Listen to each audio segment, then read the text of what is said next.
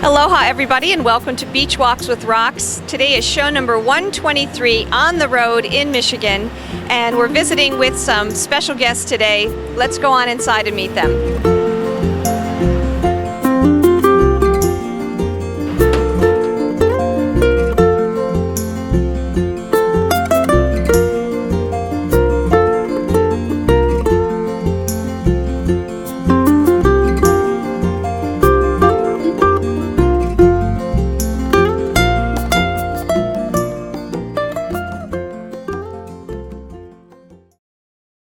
Basically, this is a rah-rah show for Detroit / Birmingham / automotive industry / the getting the word out to the rest of the world about this great area of the country and what a lot of people don't know about you guys.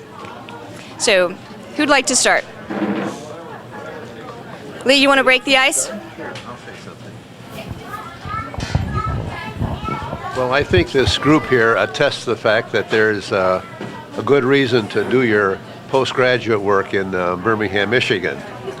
And postgraduate means post-work days for most of us, where you continue your so-called male bonding in a nice setting, a beautiful setting, a nice community, affluent community, and it's just a lot of fun.